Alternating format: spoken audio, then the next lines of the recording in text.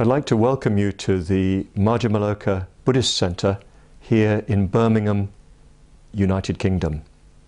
We're here to interview the Venerable Bhante Mahasthavira Urgyen Sangharakshita, the founder and head of the Triratna Buddhist order. It's an international Buddhist movement with centres in many countries all over the world, and especially a very large following in India. We have in India some 30 centres in various parts, mainly in Maharashtra, also North India, South India, all over. The order was founded in 1968 here in England by the Venerable Urgyen Sangharakshita. He himself lived in India for 20 years, although he was born in England. And during his time in India, he was associated with Dr Babasaheb Ambedkar and the movement of mass conversion. He returned to England in 1964 and began working with English Buddhists, and here founded his new Buddhist movement. That movement is still headquartered here in the UK, although it has, as I've said, many centres all over the world. This, in fact, here at Madhyamaloka, is the headquarters of the movement worldwide. Sangharakshita now is a man of 86 years of age, and we're very fortunate indeed to be able to talk with him at this stage in his life. As you will see, he's an old man, but still a very active and alert one. His health is generally quite good, although his eyesight is deteriorating. But you'll find he's as sharp as any young man. As I said, we're very fortunate to be able to meet with him and interview him. And to carry out that interview, we have one of his newer disciples, Dhammachari Maitriveer Nagarjuna. Maitriveer Nagarjuna is a professor of philosophy, especially specialising in Buddhist aesthetics at the University of Hyderabad. And he's a follower of Dr Ambedkar, who joined our order 3 years ago and is very active in Buddhist work.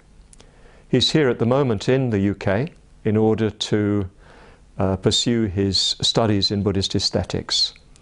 This place that we're meeting at is a community. It's Sangharakshita's own headquarters. It's also a Dhamma teaching centre, especially concerned with the deeper study of the Dharma and with meetings concerning key issues facing the Buddhist world today. So Maitriveer Nagarjuna is here in the UK to study further Buddhist aesthetics and the principles of the Dhamma in the modern world. And he has been meeting with Sangharakshita over these last 3 days and discussing with him many issues concerning Buddhism in India and in the world in general. And we're now going to have the fruits of those conversations in 3 interviews taking place on consecutive days at Madhyamaloka. So I hope that you are able to learn quite a bit about modern Buddhism, about Buddhism in the modern world, but a lot also about the early origins of Buddhism in India. Because Sangharakshita had 3 important meetings with Dr Ambedkar, he played a key part in keeping the Dhamma alive in India immediately after Dr Ambedkar's death, and indeed after his movement had started in the UK. Some of his leading disciples, one of his leading disciples, returned to India and founded Triratna Buddhist order there in India as well. So Sangharakshita has been very deeply involved with the Buddhist revival in India, and what he has to say is very much important to everybody. So first of all, Thank you very much, Bhante, for your accepting my request for this interview and your generosity and your precious time for this interview. So I, on behalf of almost whole India, very grateful and thankful to you for this interview. And we know, Bhante, I am straightforwardly entering into the question without wasting time. In 1944, British Army took you to India. Yes, and I've always thought that it was very kind of them to take me where I wanted to go. What significance going to India has for you, Bhante? And what did you expect that you will find in India? And did you find that? Well, I wanted to go to India because for me, India was the land of the Buddha. Yeah. And in fact, I even thought at that time, probably, that there would be many Buddhists in India. Yes. Because I did know that for centuries India had in fact been a Buddhist country. Yeah. But on my arrival in India, and originally I was in Delhi, I was quite surprised to find that in fact there were very, very few Buddhists in India. And what was your experience of Buddhism in India in your first few years, Bhante? Because different from you were imagining it to be, it's the land of origin of Buddha and Buddhism itself. And was it disappointing for you? Well, I remember when I was in Delhi, I went along to the Lakshmi Narayan temple, which is a very big Hindu temple, yes, built by J.K. Birla. Yeah. And next door there was a tiny Buddhist vihara. And I was hoping that there would be a Buddhist monk there. But it was shut up, no Buddhist monk, so I was disappointed. Yeah. After that, I was in Sri Lanka for a year or so. In fact, I applied to go there in the hope of finding something of Buddhism there. And of course I did find something.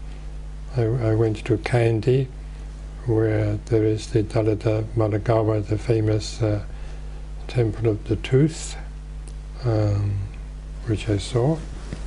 And I did meet one or two bhikkhus, Buddhist monks, but I wasn't able to gain very much from them, frankly. And from Sri Lanka, I went to Calcutta. I applied for transfer because I had an uncle living there. And in Calcutta, I went along to the headquarters of the Mahabodhi Society, and I did meet a monk there. And so I realized, well, yes, there was a very little of Buddhism in India. And while you were interacting with the people, those who were monks, so how was your experience with these people in your early days?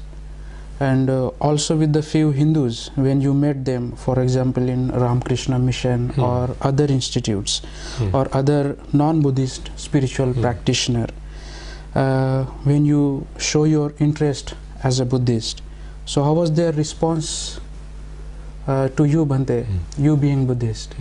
Well, when I was in Sri Lanka, I did become friendly with two monks, two swamis of the Ramakrishna Mission, and they were very kind to me, and I got to know them quite well. They didn't seem to have any difficulty with me being a Buddhist, and I asked them lots of questions about Hindu philosophy. In fact, I studied a bit of Hindu philosophy with one of them. But much later, after I became a bhikkhu, and I met the Swami of the Ramakrishna Mission in Calcutta, he expressed his strong disappointment that I had become a bhikkhu instead of becoming a Swami of the Ramakrishna Mission. And I thought that rather strange, because my Hindu friends had always told me that Buddhism was just part of Hinduism.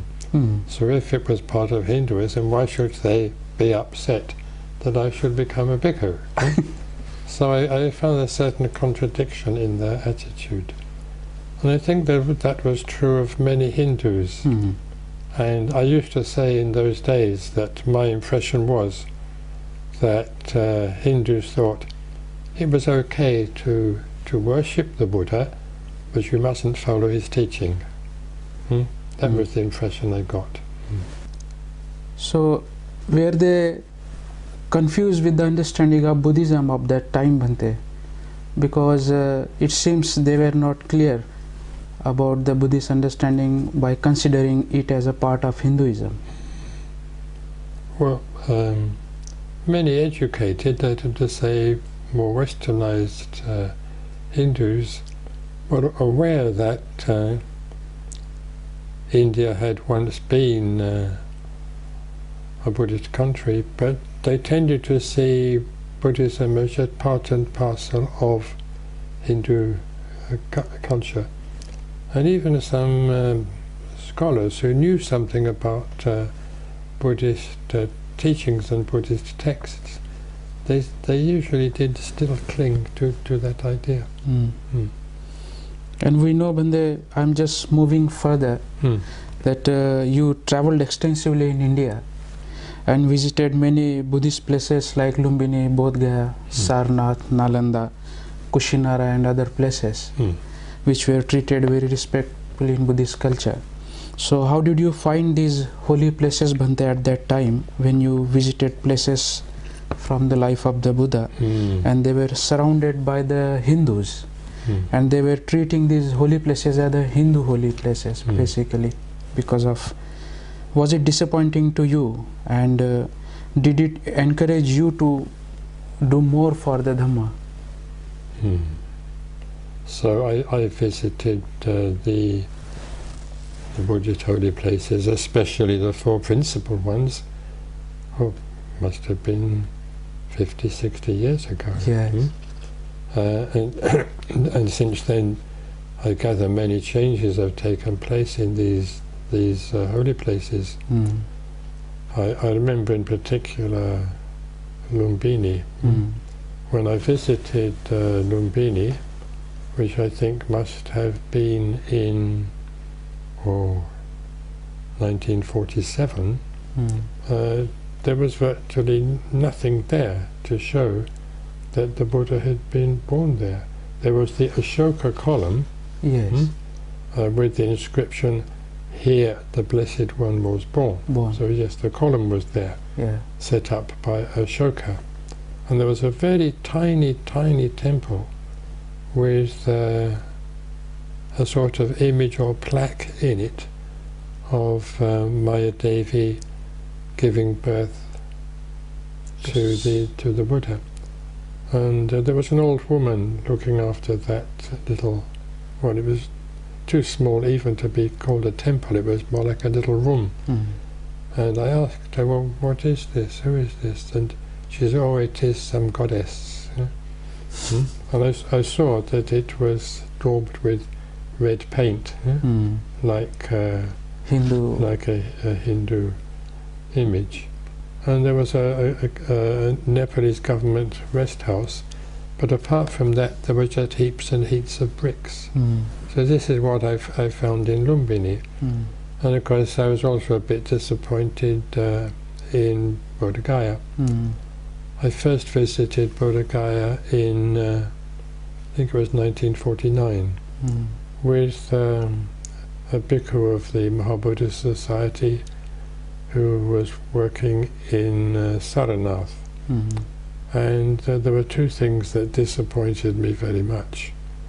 One was in the main shrine room in the Mahabodhi temple, there were 5 or 6 Brahmin pujaris, and they seemed to know a little English, and seeing me they said, "Oh, we are the pujaris here, we're the priests, we will do the worship for you." So of course I didn't like the idea that anyone should do my worshipping of the Buddha for me, so I didn't accept their services and didn't give them any money. In any case, I didn't have any money. So they were disappointed. And then we went to another place, more like a sort of shed, and there were 5 big Buddha rupas there, seated Buddhas. And there was a notice there which said, Panch Pandav.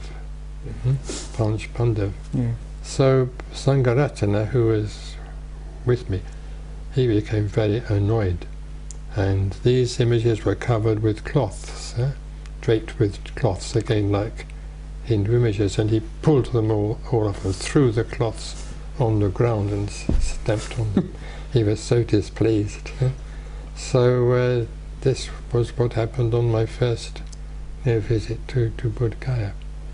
But nonetheless, I was inspired, by the atmosphere, and I was very inspired by the devotion of the Tibetan pilgrims who had come walking all the way, from Lhasa in many cases, and they were circumambulating, the Mahabodhi temple, prostrating all the way. So those were some of my early experiences of the holy places. And were they aggressive, Bhante? Because still we see that element often in India. They treat Buddhist places as a Hindu holy places. So when you didn't accept reciting 3 refuges and 5 precepts behalf of you, so was it what was their reaction basically? Were they aggressive or sort of acted as a fanatic Hindu forces of that time surrounded all these holy places? I had very little contact with them. I mean, I did have contact with those Brahmin pujaris in the Mahabodhi temple, but otherwise I had no contact with any Hindus. I saw that there were some Hindus doing Shraddha ceremony behind the Mahabodhi temple, but I had no interaction with them at all. Unfortunately, I don't think they took any notice of me. I am moving further, Bhante, to another question. When did you become aware of Dr. Ambedkar? And do you think you had an impression of his significance at that time? Did you feel ever moved to meet him? And did you feel that such a meeting would carry any significance to you? I must have heard about Dr. Ambedkar either in 1950 or 1949. At that time I didn't read the newspapers, but I think I knew that there was a big debate going on in the Indian Parliament about the Hindu Code Bill, and I knew that someone called Dr. Ambedkar was involved with that. But then later in 1950 itself, I read an article that he had written, and I think it was called the Buddha and the Future of His Religion. So I wrote to him. I was at that time in Kalimpong, and I'd started the Young Men's Buddhist Association. So I wrote to him, telling him that. And I think I also sent a copy of the little magazine I was publishing. So I got a reply from him, written in his own hand. I still have that letter. And he said he was very glad that I was carrying on those sort of activities in Kalimpong, and he was very encouraging. But I don't think at that time I had much idea about his position, especially his position with regard to the Dalit community. And at that time, when you were working in Mahabodhi Society, Bhante? At that time, I wasn't working in Mahabodhi Society. Okay. I was in contact with them, but not working within them. Okay. The president of Mahabodhi Society was Prasad Mukherjee that time. Yes, it was Shama Prasad Mukherjee. Yeah, Shama Prasad, who was one of the four-point opponent of Dr Ambedkar while defending Hindu Code Bill. Yes. And he also became a president of Mahabodhi Society. Yes. So did you have any impression of him, Bhante, being a president of Mahabodhi Society and at the same time opposing to the... No, I never met him. I never had any contact with him. And of course, in fact, he died, very early in the 1950s. He died in Kashmir when he was on a mission there.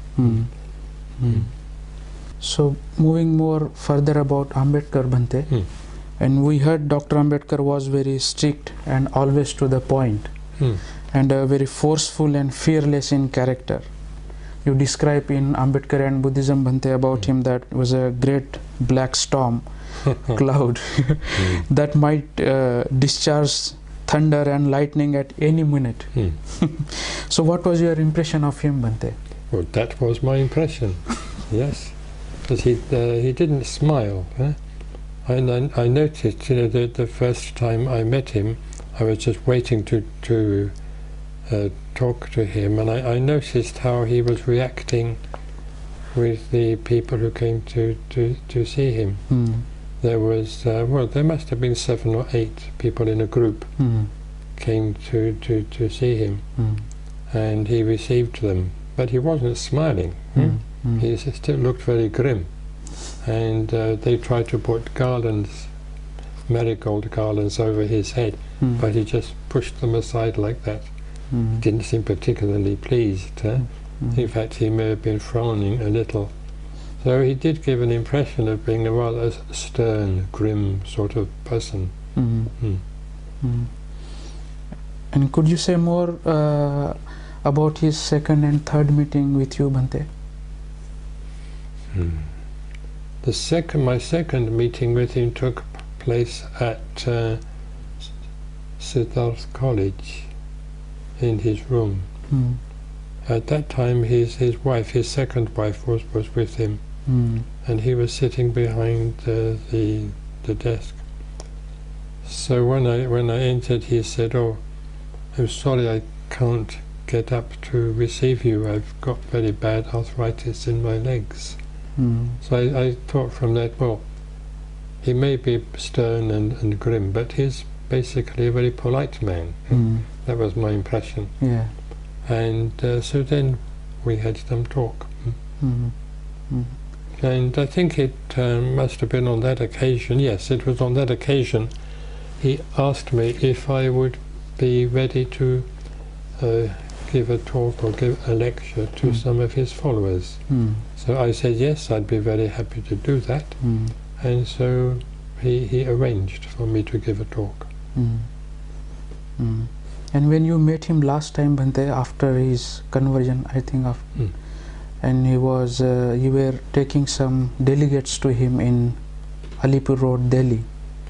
Yes, that was in 1956, yes, at the time of the Buddha Jayanti. Yes. So I was on pilgrimage with a number of other Buddhists from North East India. So I went to meet him, taking all of them with me. Most of them didn't understand any English. So discussion was mainly between me and Dr Ambedkar. And he clearly was very ill at that time. Yes. And it was a very hot day, and he was wearing a solar topi. And Mrs. Ambedkar was there. She was very anxious that he was talking too much. It wasn't good for his health, but he went on talking. And he expressed his fears, you know, for the Buddhist movement in India. He was very aware of the obstacles which it faced. How do you see that change, Bhante, from your first meeting where he was very strict and forceful man, and his last meeting when he was becoming emotional and I was saying in a flow that so much is to be done, and you're describing that he wanted to sort of shoulder some of his weight of his responsibility to me. How that feel to you, Bhante? Well, first of all, I could see there was a very big change in his physical condition. First time I met him, he seemed strong and healthy. Though he may have had some illness, I don't know, but he seemed strong and healthy. At the second time, he clearly was an ill man. And the third time I met him, he was very ill. And therefore, you know, when a couple of months later I heard that he'd died, I was not surprised at all. And you were present, Bhante, at Kasturchand Park on 6 December 1956, the day when Dr. Ambedkar passed away. Yes, I was. And you were describing, Bhante, that you could feel above the crowd there is some hung and enormous presence there. So can you say something more about the mood of that day and how did you feel when you listened that he is passed away? I'll go back a little bit. I was in Bombay, staying with friends, or with a Parsi friend of mine, and I got a very strong feeling I must go to Nagpur. It was it wasn't a rational idea. It was that I must go to Nagpur. But my Parsi friends were urging me not to go.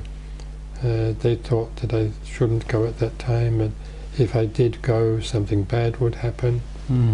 But I said, no, I have this strong urge, you know, to go to Nagpur. I didn't know why I had that urge, but I had it. So I acted on it. I went straight to Nagpur. And I was staying in the house of an old friend of mine, Advocate Kulkarni, and just half an hour after I arrived, someone came from Sitabaldi to say that the news had arrived that Baba Sahib was dead. And he said that all people were in a state of shock and confusion. So would I come and speak to them? There was a big crowd, it seems, outside the Bharatiya Bauddha Mahasabha's office in Sitabaldi. So I said, well, if there's such a large crowd, there needs to be some proper arrangements. You better arrange for a loudspeaker and all that. And then I will speak to people. So arrangements were made for a meeting in Kasturchand Park. And I went along there in the evening, and it was quite dark then. And I saw these streams of people coming from all directions, converging on the Kasturchand Park, and they were all carrying lighted candles. So there was a stream of people with lighted candles coming from all directions and gathering in Kasturchand Park. And they were completely silent. Just completely silent. And as you know, in India, when you get a big crowd together, you don't often get complete silence. But it was completely silent. And then, well, the meeting began, the Shok Sabha, and they'd been able to arrange for a loudspeaker, but they hadn't been able to arrange for much else.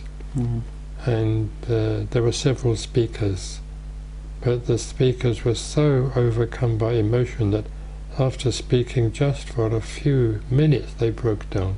They couldn't carry on. They just were crying.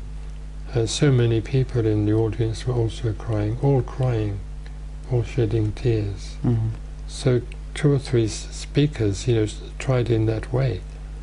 And of course, then it came to my turn. So I felt quite moved by all that. But I thought, well, no, I've got to stay collected. I've got to speak something. No use me just shedding tears. Yeah? And there was no stage, so I had to stand up on a rickshaw. And the microphone was held in front of me. So I spoke. And the gist of what I said was, Dr. Ambedkar may be dead. That is very sad. That's very unhappy. But we have to carry on with his work. So the spirit of Dr. Ambedkar is not dead.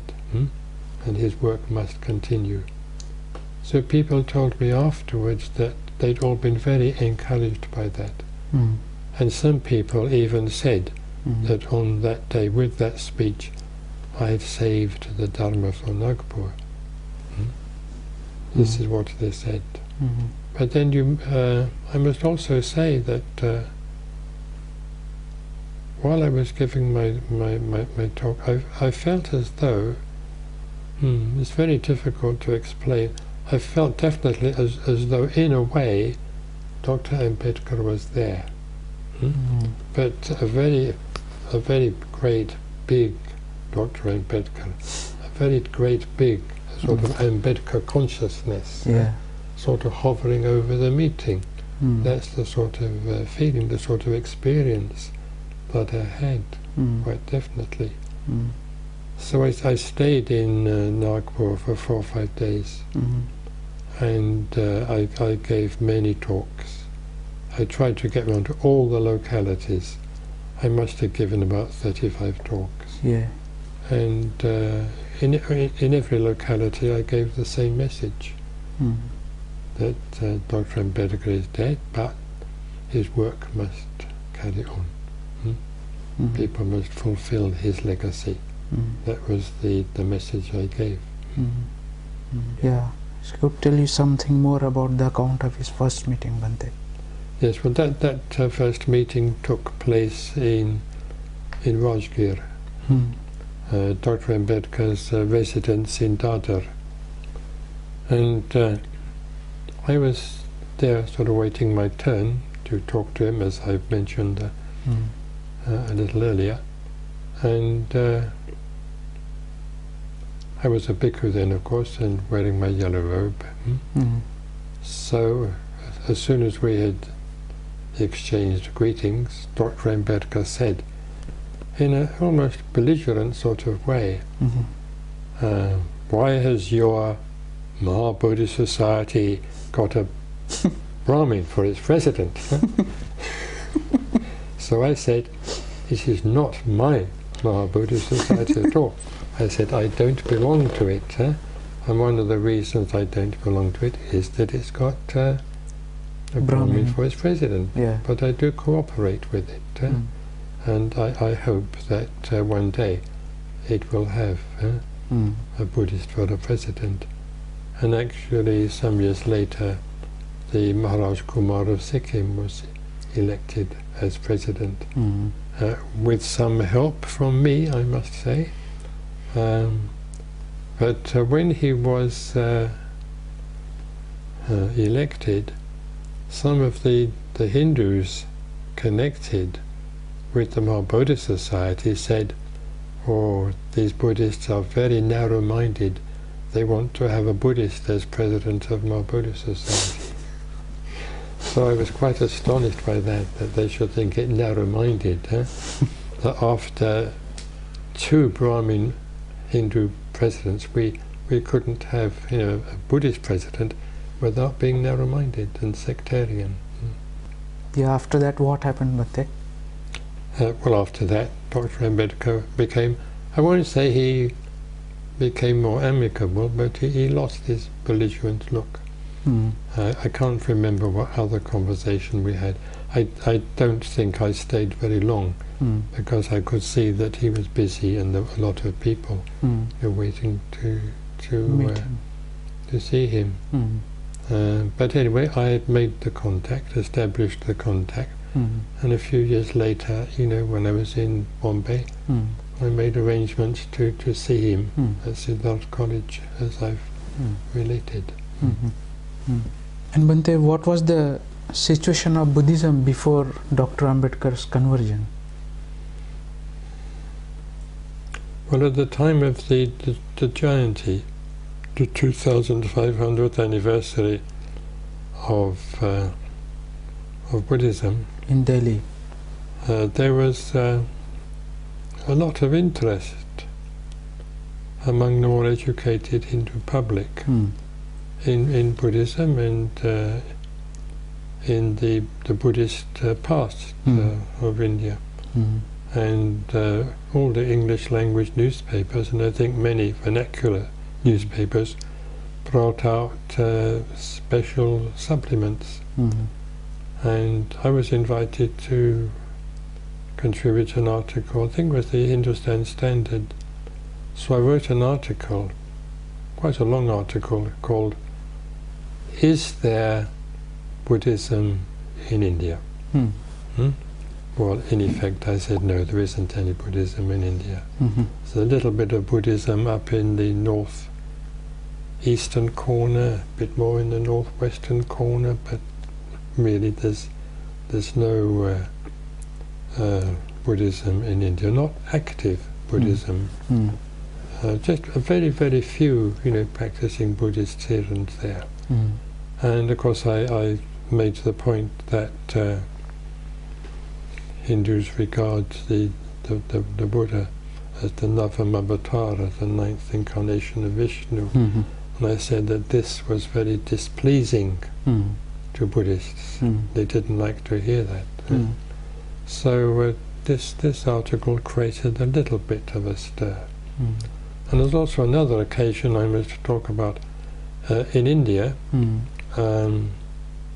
in Delhi rather, at the time of the Jayanti celebrations, a reception was given at the Buddha Vihara next to the Lakshmanarayan temple. A reception was given by the Hindu organizations of Delhi to the pilgrims, you know, from the northeastern corner of India, including myself.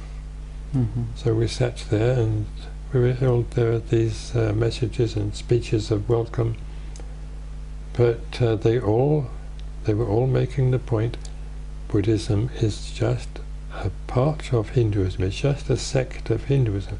And they were all saying this, all these Hindu speakers. So some of the Buddhist monks who were there, they became a bit upset by this. So one of them passed a little note to me. He said, "Why don't you say something?" So after a while I just interrupted the chairman and said, well, the pilgrims would be very happy if I could say a few words thanking you for your reception. So of course they agreed. Oh yes. So I stepped up onto the platform and so I said, yes, we're very grateful that you've given us this nice reception, and we appreciate it very much. But I said, it's the custom, supposing someone is a vegetarian, or if you invite them to dinner, you don't give them non-vegetarian food. You give them, you know, the food that they like. So I said, but in your speeches, you've all given us food that we don't like, that you know very well that we don't agree that Buddhism is part of Hinduism, yet this is what you've been telling us in all your speeches. So I said, I consider this is not a reception that you've been giving us, it's an insult. Oh, and they all jumped up. Oh, no, no, no, no, we didn't mean it like that. They were very upset. And something was written about it in the Statesman magazine, newspaper, the following morning. Yes. So I'm well experienced, with that sort of attitude of Hindus, even, scholarly Hindus. And could you say, Bhante, before conversion, what was the situation of untouchables in India? Well, I must say that before the conversion, I had very little contact with the untouchables.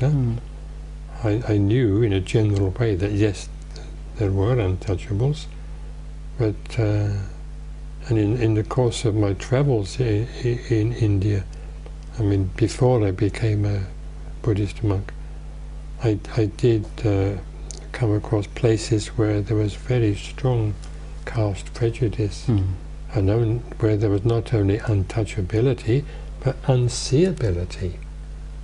In Travancore, as it was then now Kerala, the very lowest castes couldn't even be seen by the high caste people. So if they saw a high caste person approaching, they'd hide. And I had that experience walking along the road. Soon after I arrived in Maitriveer, I saw in a little distance some people hiding in the ditch. So I asked the person who was with me, why are they hiding there? Oh, they're low caste people. High caste people aren't supposed to see them. And of course, I was regarded apparently as high caste. So I did find this prejudice in many parts of India. So I didn't have much personal contact with it before the mass conversion of Dr Ambedkar, but I had some contact, I had some awareness of it and of how bad it was. So Bhante, in your view, what do you feel that the significance of conversion and its impact has on Indian society and culture? Well, I well remember the response of many Hindus at the time, because I had many Hindu friends, and there was a variety of responses. A few said, it's good that these people have converted to Buddhism because they couldn't really have risen socially in any other way. A few did admit that. But many other Hindus were outraged. They were really upset, even angry. That who are these people to reject our glorious Hindu heritage? How dare they do it? That was their reaction. And others were afraid from a political point of view. They felt that if the untouchables converted to Buddhism, there would be fewer Hindus, and that would have some political implications. But a few others said, well, at least they haven't become Muslims. Some said that. But on the whole, the whole Hindu community was quite disturbed by the conversions. That was very clear.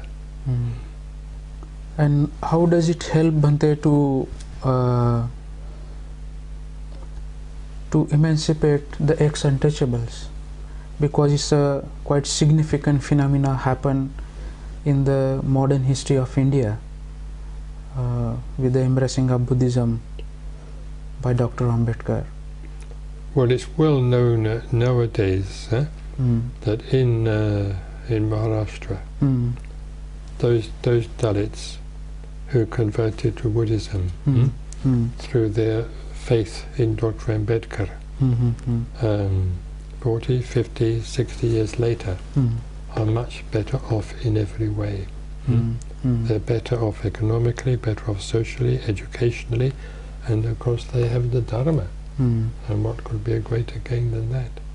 So I think it's generally recognized that the movement of mass conversion was a great success.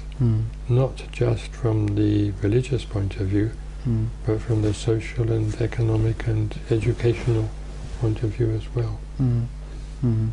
So it was a very great achievement, and that's why we speak of the Dharma revolution. And have you ever feel, Bhante, that you miss this great event of conversion, and you have any regrets now about having missed it? Because what difference would it have made to our movement if you have been there? I don't think it would really have made any difference at all. I think what is important is that I was there in Nagpur on the day that Dr Ambedkar died. I think that is the important thing, as far as my own relationship with Dr Ambedkar's mass conversion movement is concerned. I was there, at the right time when I was really needed. So I don't have too many regrets about not being there at the time of the original mass conversion. And Bhante, you were in India from after conversion, after 1956 up to 64.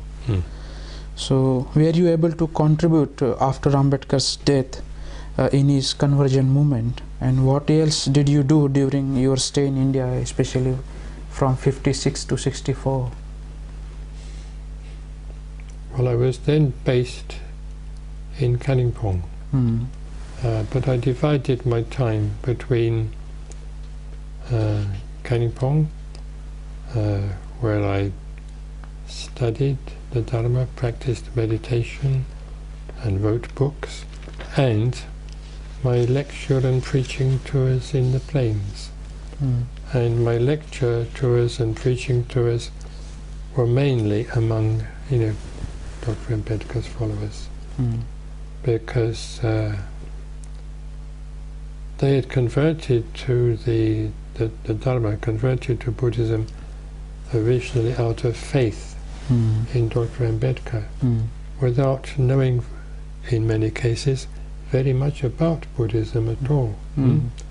So I took it upon myself to give as many talks, as many lectures as I possibly could, wherever I went. And I think I visited in every state in India except Kashmir. Every state. And in every state I gave talks, lectures on Buddhism. But I had three towns, 3 cities where I sort of, in a way, concentrated my activities. One of course was Nagpur, one was Bombay, and one was Pune. And there I built up a very strong connection with the local Dalit, or now Buddhist community. And I must have given hundreds, maybe even thousands of lectures. And I was concerned with the fundamental principles of the Dharma. And lectures were important because so many of the people were illiterate. They couldn't read books on Buddhism. So it was only from live talks, live lectures, that they could get their information about the Dharma. And I found that they were very, very keen indeed to hear and to learn about the Dharma. So I used to talk about the 3 jewels, about the 5 precepts, about meditation, about the 3 lakshanas, about the 4 noble truths, Noble Eightfold Path. And in some places, where I developed a sort of regular audience, I was also able to talk about more philosophical things, because I very quickly realized that because people were illiterate, it didn't mean that they were not intelligent. Even an illiterate person can be very intelligent. So there were, if even quite deep aspects of the Dharma were explained to them in simple language, they could understand.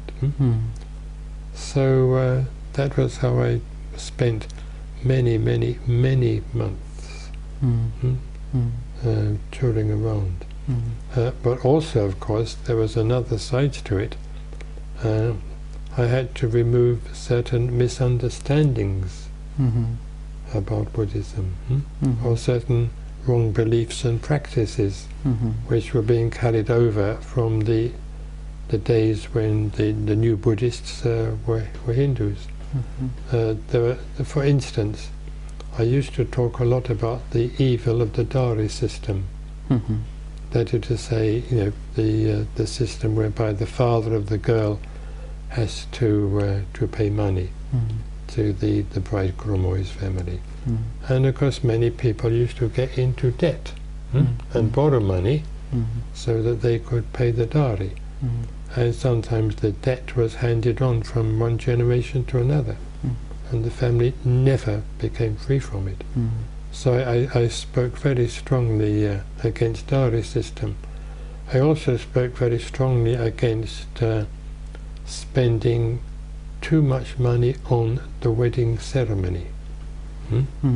Because there again, the father of the bride would have to borrow money in order to feed 400, 500 people, when perhaps he couldn't really afford to feed more than 10 or 12. But for the sake of so-called prestige, he had to feed more. So I spoke against that. And also in some places, especially in some out-of-the-way villages, I found that people were still practicing animal sacrifice. That is to say, usually when someone became sick, then there was a belief, well, there's some bad goddess is responsible, we have to kill at least a chicken or maybe a goat even. So I had to speak about that and say that, well, animal sacrifice is not part of Buddhism, it's against the Buddha's teaching. So there were those evils which were still, current among the new Buddhists that also I felt it necessary to deal with.